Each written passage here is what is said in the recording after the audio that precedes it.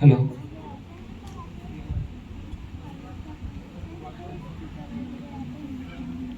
सर्वप्रथम सर्व महापुरुषांना अभिवादन करतो. उपस्थित सर्वांना सप्रेम जय भीम.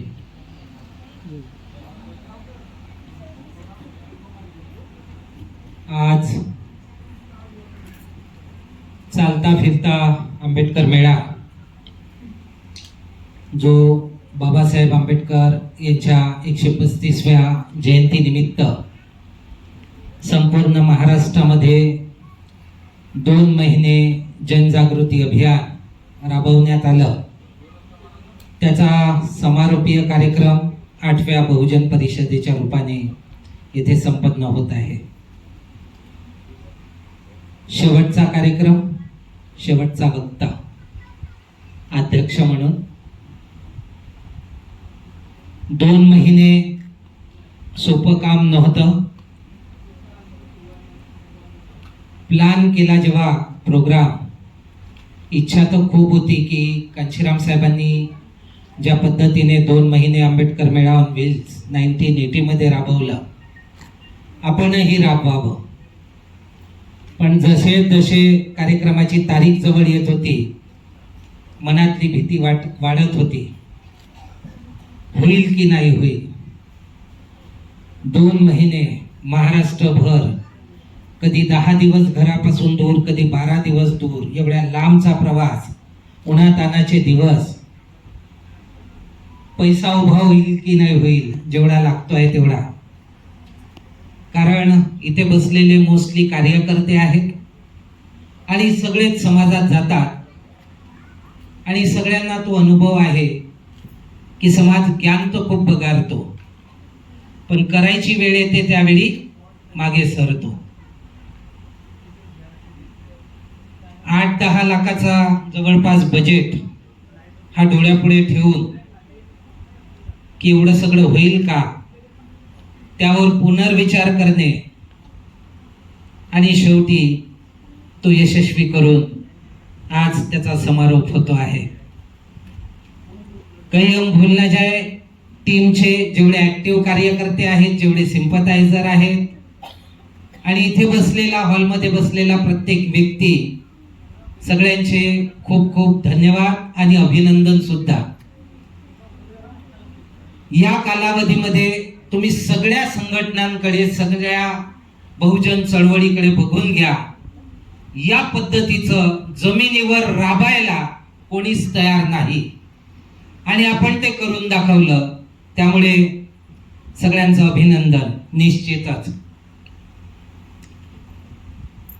ही चळवळ बाबासाहेबांनंतर एका वेगळ्या उंचीवर नेऊन ठेवण्याचं कार्य फक्त एका माणसाला ते क्रेडिट जाता. सिर्फ एक आदमी का नाम हम लोग ले सकते हैं कि बाबा साहब आंबेडकर की मूवमेंट को बाबा साहब की अपेक्षाओं के बताए हुए रास्ते के हिसाब से उनकी अपेक्षाओं पर खरा उतरकर सिर्फ एक आदमी उस दिशा में आगे बढ़ा है और इस मूवमेंट को आगे बढ़ाया है, और वो नाम है मान्यवर कांशीराम साहब. और वो रिसेंट एग्जाम्पल है. तो यदि कोई मूवमेंट चलाना चाहता है तो मूवमेंट अपने हिसाब से नहीं चलानी है. इस मूवमेंट का नाम आंबेडकरवादी आंदोलन है. आंबेडकरवादी चळवळ म्हणतो आपण मराठीत. तर ही चळवळ बाबासाहेब आंबेडकरांची आहे. यह मूवमेंट बाबा साहब आंबेडकर की मूवमेंट है और यदि कोई इस मूवमेंट को चलाना चाहता है तो वो अपने तरीके से ना चलाए, इस मूवमेंट को बाबा साहब अंबेडकर के तरीकों से ही चलाना चाहिए। उन्होंने बताए हुए रास्ते पर ही चलना चाहिए और उसी दिशा में आगे बढ़ना चाहिए जिस दिशा में बाबा साहब अंबेडकर की अपेक्षा थी। हाल ही में हम लोग देखते हैं कि कन्व्हिनियंट आंबेडकरिझम, सोयीचा आंबेडकरवाद ही संकल्पना समाजात खूप पाहायला मिळते। बाबासाहेब आंबेडकरांनी अनेक गोष्टी सांगितल्या, त्यातल्या 2-4 गोष्टी उचलायच्या, त्या तो संदर्भ द्यायचा और मूवमेंट तो मैं भी चला रहा हूं। भाई मूवमेंट यदि इतने बड़े पैमाने पर चल रही है, 10-20 हजार संगठन यदि काम कर रहे हैं, तो मूवमेंट पीछे को क्यों जा रही है? ये भी सोचने वाली बात है। अब यहां तक की बात आ गई है कि लोगों को यह भी समझ में नहीं आता कि मूवमेंट आगे जा रही है या पीछे जा रही है, क्योंकि मूवमेंट को जांचने के जो पैमाने हमने सेट किए हैं वो गलत है। वो गलत होने की वजह से हम लोग इस मूवमेंट को, इसका आकलन, इसकी स्थिति, इसको सही तरीके से जांच नहीं पा रहे हैं। और यही बात लीडर्स के बारे में भी हो रही है। कोई भी कोई मूवमेंट चलाता है, फिर समाज भी कहता है, आपने भी सुना होगा, मैंने तो कई बार सुना है कि लोग कहते हैं कि पायलीचे 50 संघटना झाले, पायलीचे 50 नेते झाले। कांशीराम साहब ने कहा था, people get the leadership what they deserve. लोगों को अक्सर ऐसे नेता मिल जाते हैं जैसे लोग खुद होते हैं। और इस बात को स्पष्ट करते हुए कांशीराम साहब ने कहा था कि जो एक चोर होता है, पॉकेटमार होता है, तो बड़े चोर को अपना नेता मानता है, उस्ताद मानता है। और एक क्या आदमी है, इतनी सफाई से पूरा घर साफ कर दिया और पता भी नहीं चलने दिया, उस्ताद आदमी है। तो वैसे ही हम लोग भी यदि वैसे ही है, संकुचित बुद्धि के, मीन माइंडेड, तो हम भी ऐसे ही लोगों को नेता मानते हैं। तो नेता किसे मानना चाहिए? फिर से बाबा साहब की तरफ आता हूं। 24 सितंबर 1944 को बाबा साहब आंबेडकर ने इसकी व्याख्या की है। पुढारी कसे असावे, स्पष्ट धोरण आखणारे आणि त्या धोरणाचं उद्दिष्ट गाठण्यासाठी प्राणपणाने झटणारे पुढारी असावे। काय म्हणतात बाबासाहेब आंबेडकर? स्पष्ट धोरण आखणारे आणि त्या धोरणाचं उद्दिष्ट गाठण्यासाठी प्राणपणाने झटणारे पुढारी असावे। या व्याख्येवर आपण ज्यांना नेता म्हणतो त्यांना तपासलं तर कोणी नेता कदाचित त्यावर खरा उतरणार नाही। एक कांशीराम साहेब दिसतात की लोकांनी त्यांचं झटणं, त्यांची तळमळ, इकडे हार्टचं ऑपरेशन झालं आणि तिकडे आरक्षण शताब्दीच्या कार्यक्रमाला ते आले, त्या बँडेज लागलेल्या आहेत। कार्यक्रम संपल्यावर कार्यकर्त्याला आतमध्ये बोलवतात, अरे ये जरा साफ कर देना। तो पाहतो की इथे बँडेज लागलेले आहेत, घाम आणि रक्त ते एकत्र झालेलं आहे। कार्यकर्त्याच्या डोळ्यात अश्रू येतात। कार्यकर्ता म्हणतो, साहब आपका ऑपरेशन हुआ था, ये अभी पट्टियां निकली नहीं है, खून बह रहा है, खून रिस रहा है, आपने नहीं आना चाहिए था।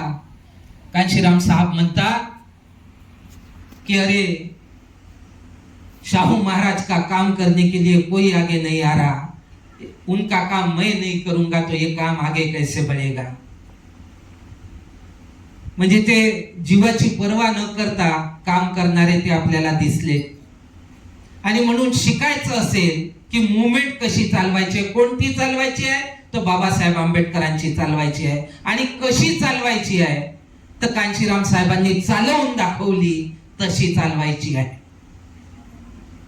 कांशीराम साहेब म्हणायचे कि महाराष्ट्र से मैं 2 चीजें सीखा, बाबा साहब आंबेडकर से सीखा कि मूवमेंट कैसे चलानी, और महाराष्ट्र के जो खुद को आंबेडकरवादी कहते हैं उनसे सीखा कि मूवमेंट कैसे नहीं चलानी चाहिए। ये बात हमारे लिए कुछ मायने रखती है या नहीं रखती, क्योंकि बिहेवियर जो है, आमची वागणूक जी आहे त्या वागणुकीत खूप सारा काही बदल आलेला नाही। साहेब मुवमेंट चालवत होते तो काळ आणि आजचा काळ खूप काही बदल आलेला नाही. आणि ज्यावेळी मुवमेंटला लीड करणारे सही पर्सन असतात त्यावेळी काम आपण करावं, पण खूप डोकं लावायची खूप नाही केलं तरी चालतं, कारण त्या पर्सनच्या भरोशावरती मुवमेंट पुढे जात असते.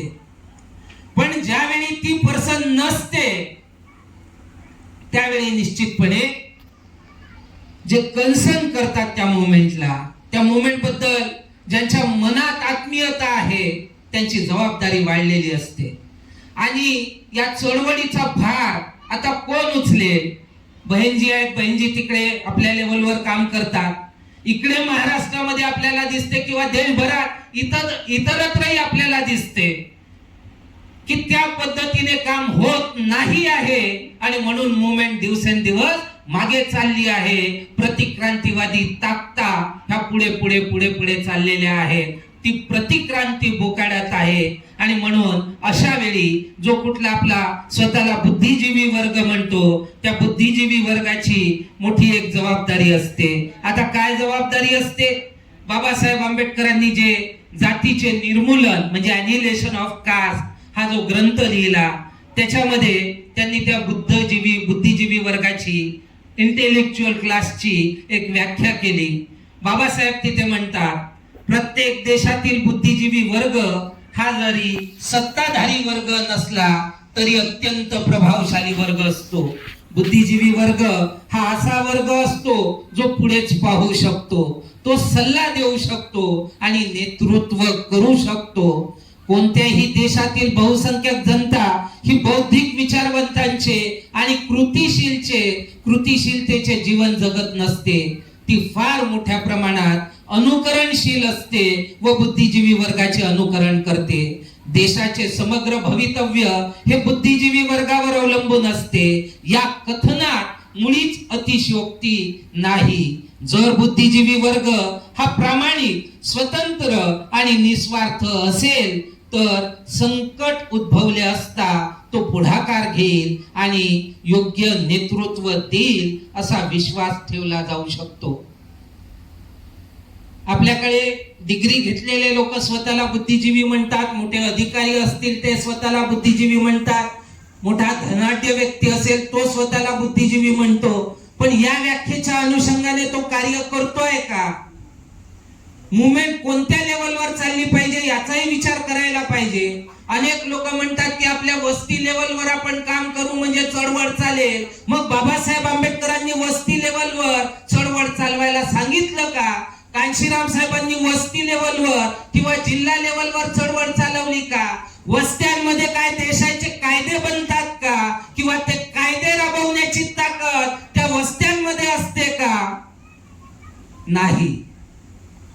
वस्त्या लेवलवर तर त्या कायद्याचा विरोध करायची ताकद नसते. ही ताकद एक तर राज्य लेवलवर असते, स्टेटशी कन्सर्न असलेल्या मुद्द्यांवर, नाही तर मग ते केंद्र लेवलवर मोठ्या प्रमाणात असते. आणि म्हणून चळवळ जो कोणी चालवत असेल त्या लेवल पर्यंतची चळवळ पाहिजे हे निश्चित आहे. हे बाबासाहेबांनी ठरवलं, हे कांशीराम साहेबांनी करून दाखवलं. याचा अर्थ आपण आपला टाइम, टॅलेंट, ट्रेजर हा जाम करून ठेवू नये. आपले रिसोर्सेस लिमिटेड आहेत, मर्यादित आहेत, ते छोट्या लेवलवर जाम करून ठेवता कामा नये. आणि म्हणून मोठ्या लेवलच्या संघटनेशी ॲफिलिएटेड असूनच ते काम निश्चितपणे झाले पाहिजे. पण कामाची पद्धत तीच असली पाहिजे जी साहेबांनी राबवली, जी बाबासाहेब आंबेडकरांनी सांगितली. आणि म्हणून त्या दिशेचं काम कही हम भूल ना जायची टीम ही सातत्याने करण्याचा प्रयत्न करत आहे. आता आमची क्षमता कालपर्यंत कमी होती तर छोट्या लेवलवर होतं, माहित हे होतं की मोठ्या लेवलवरच कामाची गरज आहे. पण मग उपाय काय? क्षमता नसेल तर उपाय काय? मग क्षमता वाढवणं हा एक उपाय आहे. आणि कही हम भूल ना जायच्या टीमने ती क्षमता आपण बघितलं असेल की पहिला जी काही रॅली झाली ती 5 दिवसाची नागपूर शहरात झाली. 10 दिवसाची रॅली ही नागपूर जिल्ह्यात झाली. त्यानंतर 26 दिवसाची रॅली ही विदर्भात झाली. आणि आता 47 दिवसाची रॅली ही महाराष्ट्रात झाली. म्हणजे मागच्या 3 वर्षामध्ये आपण लोकांनी आपली क्षमता या पद्धतीने वाढवलेली आहे आणि आपण हे काम करू शकतो. ठीक आहे, सगळे लोक सगळ्या ठिकाणी पूर्णता नसतील, पण सगळ्यांच्या सहकार्यातून हे काम पुढे होत जात आहे हे देखील तेवढंच निश्चित आहे आणि त्या दिशेची गरज आहे. आणि हे करत असताना मग आपल्याला तयार व्हावं लागेल. आपली लढाई आहे ती लढाई या देशातील विषमतावादासोबत आहे आणि लढाई लढत असताना सिपाही लागतात. या विषमतावादाविरुद्ध पहिली लढाई बुद्धांनी लढली आणि बुद्ध एकटे नाही लढले, त्यांनी एक फौज उभी केली. त्या फौजचं नाव आपल्याला जे माहिती आहे त्या फौजचं नाव भिक्खू संघ, पण त्याचं अजून एक नाव होतं आणि ते नाव होतं धम्मसेना. या भिक्खू संघाला अजून एक नाव होतं, ते नाव होतं धम्मसेना.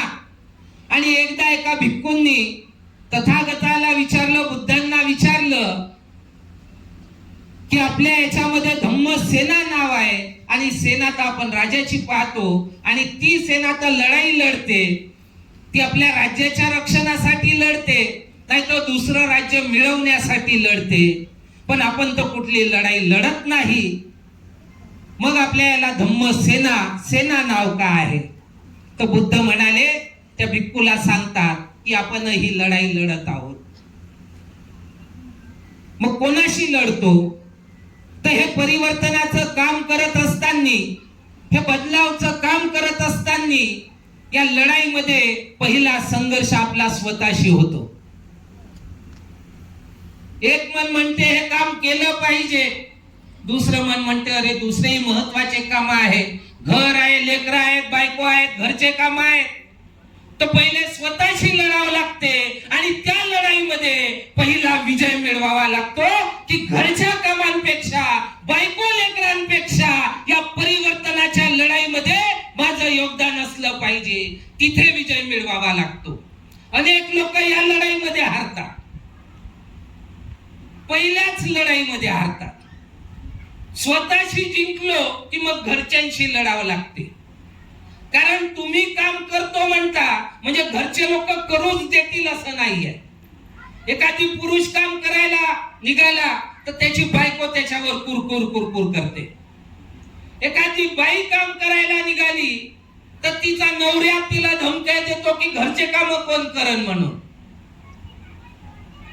म्हणजे तुमच्या मनाची तयारी जरी झाली, स्वतःशी जिंकलो तर घरातल्यांशी लढावं लागते. हे दुसऱ्या स्टेजची लढाई बुद्ध सांगतात. तिथे विजय मिळवला तर रिश्तेदार नातेदार आहेत, लग्नात येत नाही, वाढदिवसात येत नाही आणि म्हणून अनेक लोक या परिवर्तनाच्या लढाईचे सिपाही होण्यापेक्षा त्या वाढदिवसात लग्नात जाण्यात धन्यतानं मोठेपण मानतात. म्हणजे त्यांना वाटतं की आम्ही नाही गेलो तर नवरा किंवा नवरी असं म्हणेल की मी लग्नच करत नाही, अमुक माणूस नाही आला लग्नाला. असं झालं का? ऐकलं का कोणी? मी तर नाही ऐकलं, एवढ्या वर्षाचा झालं होतं. म्हणजे अशा कार्यक्रमांमध्ये यावं आणि ज्या चळवळीने माणूस पण मिळवून दिलं ते माणूस पण मुलाबाळांचं टिकवून ठेवण्यासाठी लढावं, तर तिकडं लग्न खाण्यामध्ये त्यांना मोठेपण वाटते, वाढदिवसात जाण्यात मोठेपण वाटते.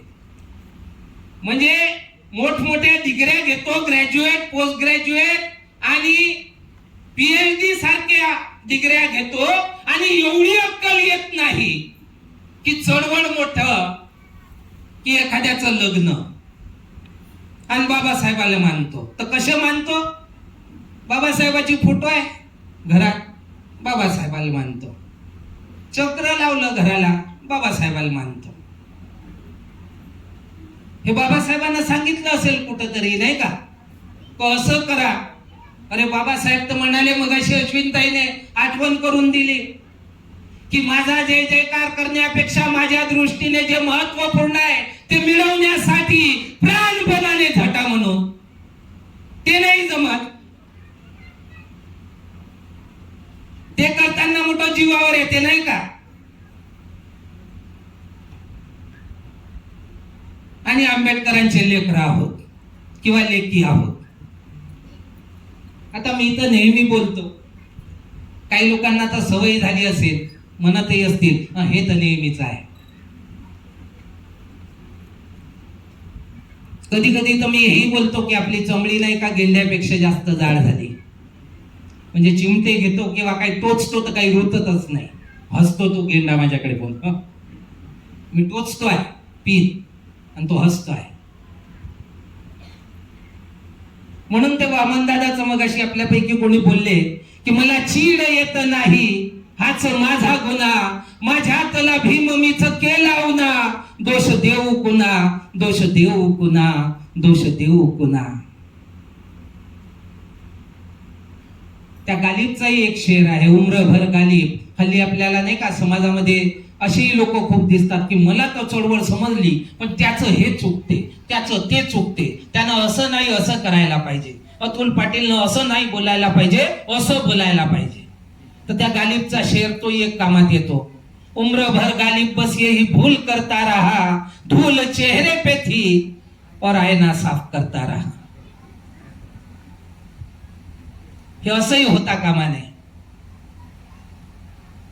आणि म्हणून कांशीराम साहेबापासून बोध घेताना ते म्हणतात की भाई मूवमेंट का काम करना जरूरी है और ये काम होना चाहिए. कौन करेगा? तो जिसे मूवमेंट समझी उसने ये काम करना चाहिए, जिसे ये मूवमेंट ज्यादा समझी उसने ज्यादा काम करना चाहिए. तर आम्हाला वाटतं आम्हाला मूवमेंट समजली आणि म्हणून आम्ही लोक हे काम दिवस रात्र करतो आहे. या कामामध्ये आपलं योगदान द्यावं लागेल. या कामाला वाढवण्यासाठी, या कामाला यश मिळवण्यासाठी आपले इनपुट्स वाढवावे लागतील. बाबासाहेब आंबेडकर म्हणतात, 1952 म्हणतात की गेल्या 25 वर्षात मी जेवढे काम केलेले आहेत, जे काही मी मिळवून दिलेलं आहे, एवढं काम जगात कधीही कुठेही कोणीही केलेलं नाही. हे मी अभिमानाने सांगत नाही तर आत्मविश्वासाने सांगतोय. हे बाबासाहेब बोलतात की गेल्या 25 वर्षात मी जेवढे काम केलेलं आहे, एवढं काम जगात कधीही कुठेही कोणीही केलेलं नाही. कारण एखाद्या देशामध्ये संख्येच्या अनुपात पहा किंवा मग देश लेवलवर पहा की एखाद्या देशामध्ये 2000 वर्षाची गुलामगिरी असेल आणि ती गुलामगिरी एखाद्या माणसानं एखाद्या हयातीत संपवली असेल, हे उदाहरण जगाच्या पाठीवर फक्त आणि फक्त भारतातलं बाबासाहेब डॉक्टर भीमराव आंबेडकर आहे, दुसरं उदाहरण नाही. संवैधानिकरित्या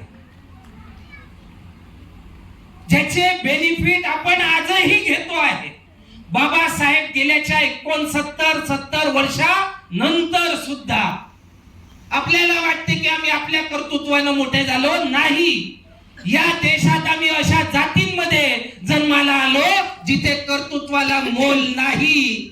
जातीचं लेबल जिथे लागलं तिथे कर्तृत्व संपून जाते. काही उदाहरणं यापूर्वीच्या वक्त्यांनी दिलेले आहेत, ते संदर्भ आहेत.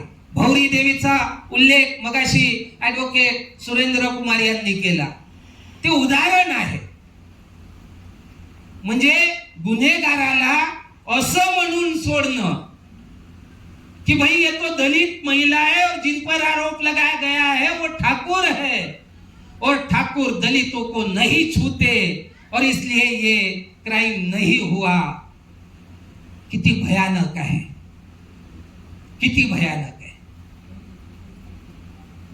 आणि आपल्या डोक्यामध्ये ते एक वेगळाच आहे, नहीं नहीं अब मूवमेंट की जरूरत नहीं, अब हमें इसकी जरूरत नहीं, अब सबको सब पता है. ऐसा नहीं है. और मूवमेंट चलाने वाले लोग कम हैं. एक बार इसी हॉल में एक परिषद हुई थी 2030, 10 या 9 सितंबर 2023 को महिला परिषद थी. 900,000 के ऊपर लोग थे, बैठने को जगह नहीं थी. उधर भी लगाए और वहाँ स्क्रीन लगाए, उधर भी चल रहा है, इधर भी चल रहा है, बीच में भी बैठ गए लोग. और आज लोग कम हैं. मूवमेंट का बोझ उठाना है, लोग यदि ज्यादा है तो प्रत्येक व्यक्ति के कंधे पर कम बोझ आएगा।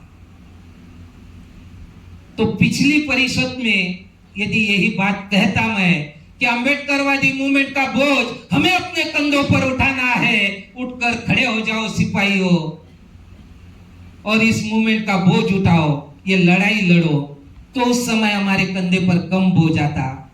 लेकिन क्योंकि आज कम संख्या है और बोझ तो उतना ही है, या यूं कहे कि बोझ बढ़ गया है, तो कम लोगों को यदि ज्यादा बोझ उठाना है तो ज्यादा बोझ हर किसी को ढोना पड़ेगा।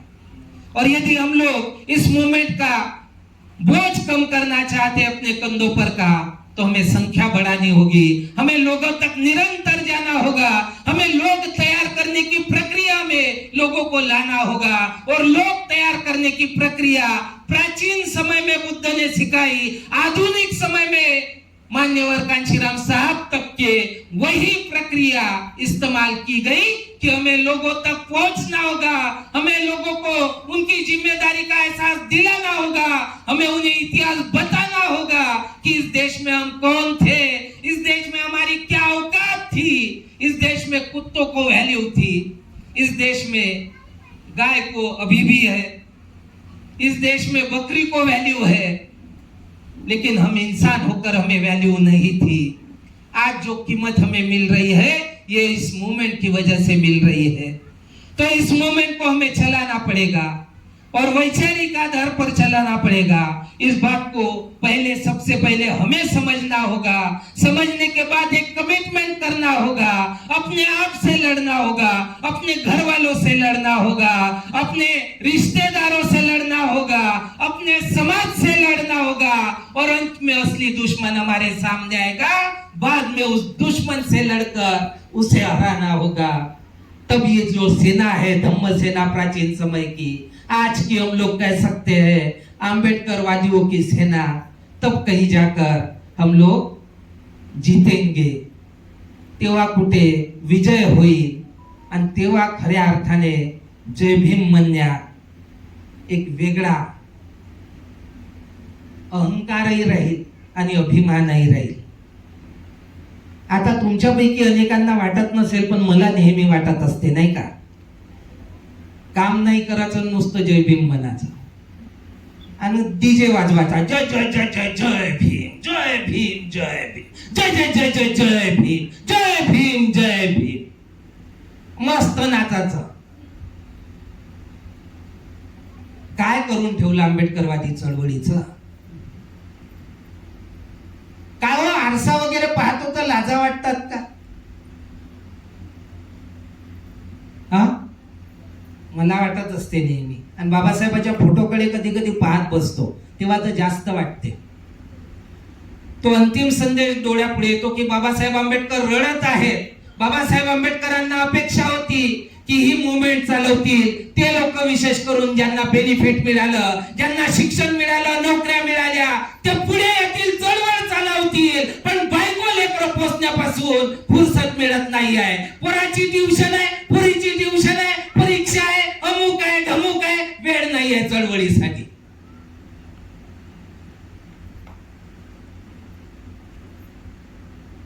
ते झालं की लग्न करायचं आहे, नातवं सांभाळायचे, वेळ नाहीये चळवळीसाठी, म्हणजे हयातभर हेच करत राहायचं आणि दुसऱ्यांना दोष द्यायचा की आंबेडकरवादी चळवळ मरत चाललेली आहे, आंबेडकरवादी चळवळ मागे चाललेली आहे। असं केल्याने नाही होणार बंधू आणि भगिनींनो। चळवळीला मनात घ्यावं लागेल, चळवळीला डोक्यात घ्यावं लागेल, निस्वार्थ भावनेने, बिना काही फळ्याच्या अपेक्षेने ही चळवळ चालवावी लागेल। बाबासाहेब आंबेडकरांनी 1917ला 23 सप्टेंबर 1917ला तो प्रसंग रत्नपारखी सरांनी सांगितला की ज्यावेळी त्या पारसी सरायमध्ये मारायला लोक आले बाबासाहेब आंबेडकरांना, बडोदा सोडून मुंबईला परत जाण्याची वेळ आली, बाबासाहेब आंबेडकर झाडाखाली बसले, रडले अक्षरशः ढसाढसा की या देशामध्ये असं का आहे, जातीच्या आधारावर माणसं एवढे जातीग्रस्त का आहेत आणि असे का वागतात, आणि तिथे शपथ खातात की या देशातली ही जातीय बेडी, या देशातील ही उचनिस्ता जर मी तोडू शकलो नाही, संपवू शकलो नाही, तर बंदुकीची गोळी घालून स्वतःला ठार मारून टाकील, ही शपथ बाबासाहेब आंबेडकर खातात. आणि फक्त शपथ खाऊन मग आज शपथ खाल्ली न उद्या विसरून गेलं असं नाही करत. हे लक्षात घ्या, हे सगळ्यात जास्त महत्वाचं आहे.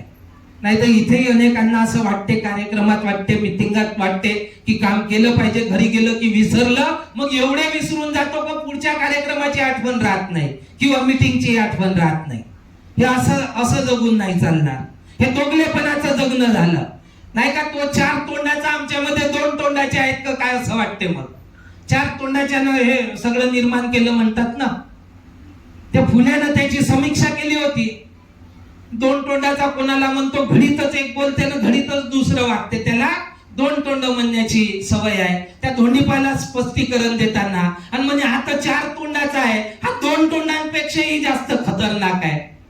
हे महात्मा फुलेनं गुलामगिरी या ग्रंथात केलेली समीक्षा, हे माझं काही नाही. तर आपणही तसं विसंगत वागून चालणार नाही. एक म्हणावंसं वाटतं नाही का. म्हणजे आपल्या क्षमता आहे. त्या आमच्या एका कार्यकर्त्यानं एक वेळा एक उदाहरण असंच मीटिंग मध्ये सांगितलं की म्हणे एक माणूस एकदा घोडा घ्यायला गेला घोडेवाल्याकडे. त्याच्याकडे 2 घोडे होते, एक पांढरा आणि एक काळा. त्या घोड्याला विचारलं, बजेट विचारलं घोडेवाल्याला, तर म्हणे 1 लाख रुपये बजेट आहे. तर ठीक आहे म्हणे. त्याने घोडा दाखवला, हा आहे म्हणे, हा तुझ्या बजेटमध्ये येईल. अजून आहे का, तर अजून 1-2 घोडे इकडचे तिकडचे दाखवले, पण तो पांढरा घोडा नाही दाखवला. आता याच्यामध्ये उत्सुकता वाढली की हा याच्याबद्दल काहीच सांगत नाही. यानं विचारलं उत्सुकतेपोटी की अरे हा घोडा आहे तुमच्याकडे, याबद्दल काही नाही बोलले, हा घोडा कितीला आहे. तर त्याने म्हटलं हा 10 लाख रुपयाचा आहे. आता हा 1 लाख रुपयाचा इकडे ॲव्हरेज येतो आणि तो 10 लाख म्हणतो. तर म्हणे तो विशेष घोडा आहे. तर काय विशेष आहे म्हणे, सांगा याच्यातलं वैशिष्ट्य काय आहे. तर या घोड्यानं मनात आणलं म्हणे, तर बाकीचे घोडे एक दिवसभर चालू शकतात बिना खाल्ल्या पेल्यानं. या घोड्यानं जर मनात आणलं तर हा 5-5 दिवस बिना खाल्ल्या पेल्यानं धावू शकते म्हणे. अच्छा, मग अजून काय वैशिष्ट्य आहे. या घोड्यानं मनात आणलं तर बाकीच्या घोड्याच्या दुप्पट भार उचलू शकतो. अच्छा, अजून काय वैशिष्ट्य आहे. हा घोडा म्हणजे खूपच ताकदवर आहे, बाकीच्या घोड्याच्या तुलनेमध्ये याच्या 2 पट 3 पट तशीच ताकद आहे. बरं म्हणे, एवढे वैशिष्ट्य आहे म्हणून याची किंमत एवढी आहे. तर यानं मनात आणलं तर सांगितलं, तर म्हणे याच्यात एवढे गुण आहेत, याच्यात काही दोषही असतील. तर दोष काय म्हणे, दोष आहे का काही. तो म्हणे आहे ना, एकच दोष आहे, लहानसा आहे म्हणे. काय दोष आहे म्हणे. त्या घोड्यानं मनात आणलं तर हे सगळं करते म्हणे, पण तो घोडा मनातच आणत नाही म्हणे. हा दोष आहे त्याच्यात. आपली क्षमता खूप आहे. या देशामध्ये 2ऱ्या नंबरची क्षमता जर असेल तर आपली आहे. ज्याच्या सोबत लढायचं आहे मनात आणलं तर त्याला उद्या या रणभूमीमध्ये, या वैचारिक रणभूमीमध्ये चित करू शकतो एवढी क्षमता आहे. पण मनात नाही आणत ना. म्हणून एक शेर म्हणायचा आहे की हमने चाहा नहीं वरना हालात बदल सकते हैं. हमने चाहा नहीं वरना हालात बदल सकते हैं. हमारे आंसू इन दुश्मनों के, विषमतावादियों के आंख से निकल सकते हैं. हम तो ठहरे हैं झील के पानी की तरह, दरिया बन जाए तो बहुत दूर निकल सकते हैं, बहुत दूर निकल सकते हैं, बहुत दूर निकल सकते हैं. क्षमता आहे, पण तेच आहे मनात आणलं तर. मनातच आणत नाही. आणि एखाद्याच्या मनात आलं तर त्या व्यक्तीची बायको किंवा महिला असेल मॅरिड, तर तिचा नवरा ते मनातलं घालवून टाकते, कामच करू देत नाही. आपलं नाही बोलत आहोत. तुम्ही लोक एवढं सकाळपासून एवढ्या उन्हातान्हात आलात, हे बाकीच्यांना सांगा जे नाही का बहाणे बनवून नाही आले, हे त्यांच्यासाठी आहे. आणि तुम्ही मॅसेंजर आहात. नीलाताई 2 ट्रॅव्हल्स घेऊन आल्या. नीलाताई आहेत आपल्या अमरावतीच्या, चांगल्या खूप जुन्या कार्यकर्त्या. त्यांना म्हटलं होतं एक ट्रॅव्हल जमेल तर घेऊन या. त्या दोघी जणी आल्या आणि म्हणाल्या सर 2 ट्रॅव्हल्स घेऊन आलो, एक ट्रॅव्हल्स आणि दुसरे ट्रॅव्हल्स. मला माहित आहे तुमची क्षमता आहे तेवढी, एका बसच्या 50 लोकांबरोबर आहे, निश्चितच आहे, म्हणजे तो जोकचा पाठ नाही. आणि इथे बसलेल्यांपैकी अनेक नाही का, उन्हाळा आहे म्हणून घरी, पावसाळा आहे म्हणून घरी, हिवाळा आहे तर थंडी खूप लागते म्हणून घरी, आहे ना. एकदा कांशीराम साहेबांनी बामसेपच्या कार्यकर्त्यांना काही काम सांगितलं आणि नंतर समीक्षा घेतली. हा भाई आपको वो काम दिया था तो वो किया क्या? तो ते म्हणाले नहीं साहब नहीं किया. क्यों नहीं किया?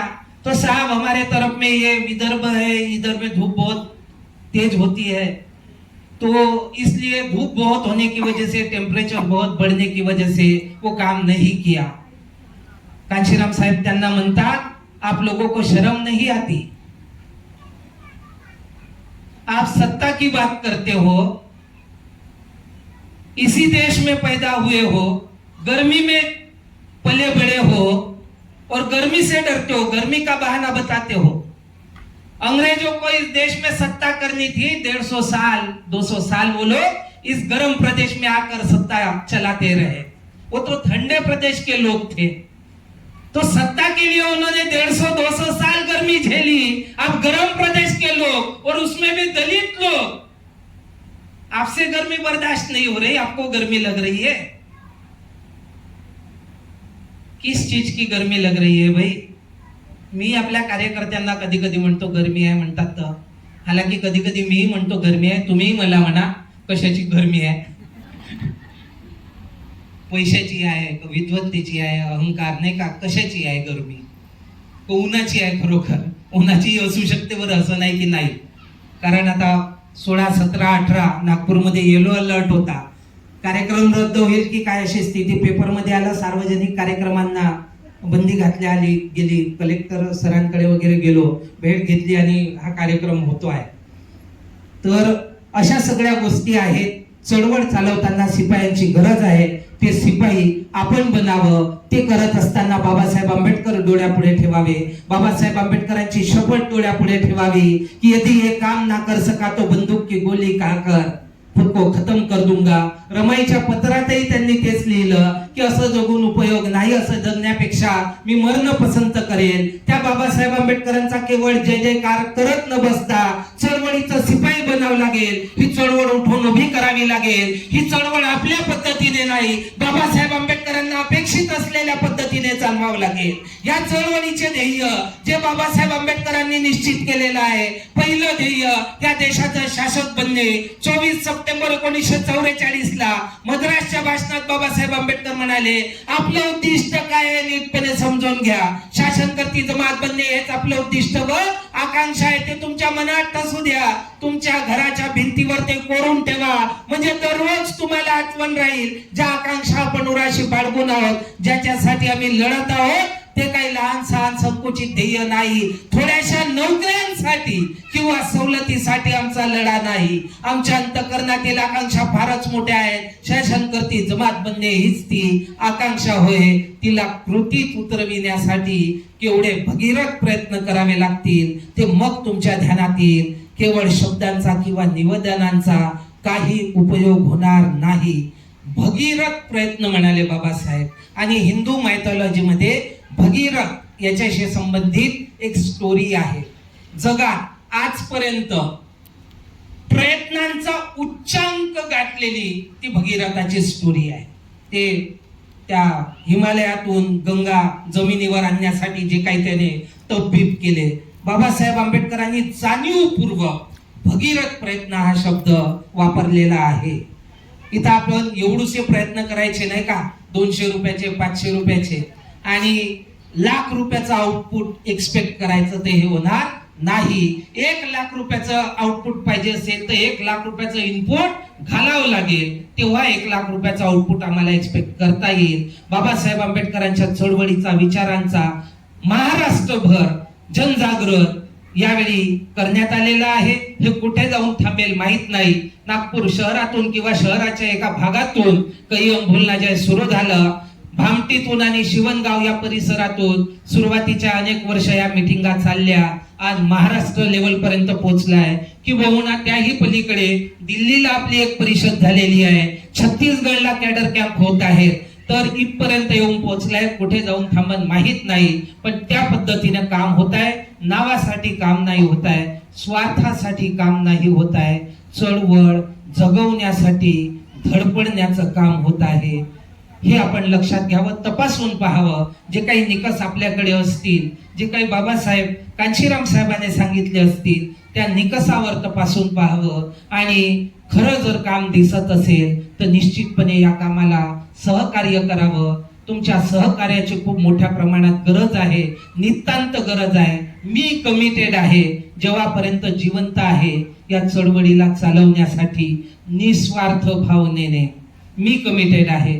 एक तर डोकं ठीक आहे तेव्हापर्यंत, नाही तर मग जिवंत आहे तेव्हापर्यंत, असे कमिटमेंट घेऊन आपल्यातले अनेक लोक तसे कमिटेड आहेत आणि पुढच्या पिढीवरही आपण तसे कामं करत आहोत.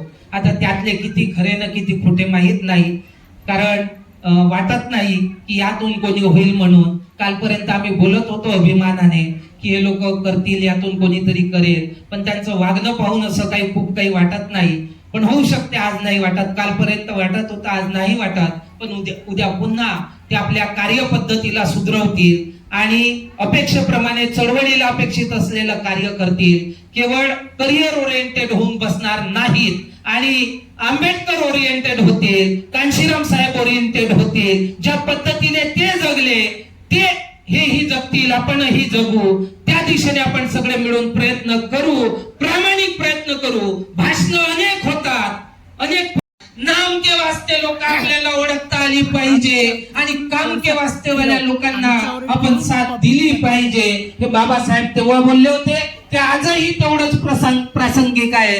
या दिशेने आपण सगळे मिळून वाटचाल करू. आज आपण आपल्या कामाला, आपल्या कार्यक्रमाला एका वेगळ्या उंचीवर नेऊन ठेवलेला आहे. महाराष्ट्र भ्रमण 2 महिन्यात 47 दिवस 9229 किलोमीटर. लहान प्रवास नाही आहे, भयंकर आहे, भयंकर त्रास झाला, सगळ्यांनाच झाला आणि अनेक लोक जे घरीही होते त्यांनाही माहित होतं की हा त्रास करून घेत आहे. आता हा त्रास कमी करायचा असेल तर तुमचं योगदान त्यामध्ये वाढवा, म्हणजे मग ज्या लोकांवर जास्त भार आहे तो थोडासा कमी होईल, त्यांचा त्रास थोडासा कमी होईल. थोडस स्वार्थी बनू नका, आपल्या घरापुरतं आहे ना, नाचण्यात नाही आणि भक्तीत नाही. बाबासाहेब आंबेडकर विचारात जिवंत ठेवण्याचं काम या माध्यमातून होत आहे. या कामाला सहकार्य करा. इथे लागणार टाइम, टॅलेंट, ट्रेजर हे द्या आणि या चळवळीचा हिस्सा बनून या कामाला गतिमान करा. एवढं आवाहन आजच्या या प्रसंगी करतो आणि इथेच थांबतो. धन्यवाद. जय भीम, जय भारत. अनुशासन पाळावे. यानंतर प्रिया डोंगरेताई यांना विनंती करते की त्यांनी परिषदेचे आभार प्रदर्शन करावे व अध्यक्षांच्या परवानगीने परिषदेच्या समाप्तीची घोषणा करावी.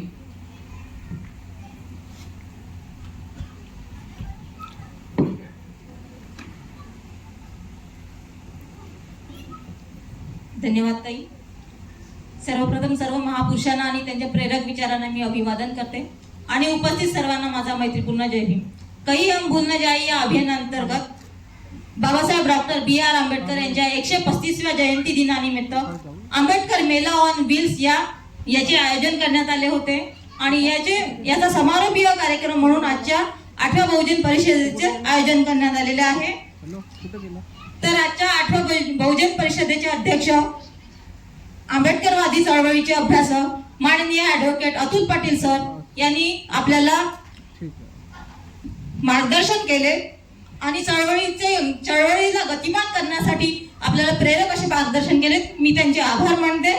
तसेच आपल्या आजच्या परिषदेचे प्रमुख मार्गदर्शक माननीय ॲडव्होकेट रितेश पाटील सर, तसेच माननीय इंजिनियर बाळू रत्नपारखी सर, तसेच ॲडव्होकेट अश्विनीताई मूळ यांनी आपल्याला पूरक असे मार्गदर्शन केले. त्यांचेही मी इथे आभार मानते. यानंतर आजच्या परिषदेला ज्या व्यक्त्यांनी इथे मार्गदर्शन केले, महापुरुषांचा इतिहास सांगितला, त्या सर्व व्यक्तींचे मी इथे आभार मानते. तसेच आजच्या परिषदेचे सूत्रसंचालन करणाऱ्या माननीय जयश्री ताई रत्नापारखी आणि एकताताई मेश्राम यांचेही मी आभार मानते. तसेच आजच्या परिषदेची प्रस्तावना शीतलताई चहारे यांनी मांडली, यांचेही मी आभार मानते. तसेच आपण सर्व या परिषदेस उपस्थित राहून या परिषदेस यशस्वी केले त्यासाठी आपण सर्वांचे मी आभार मानते.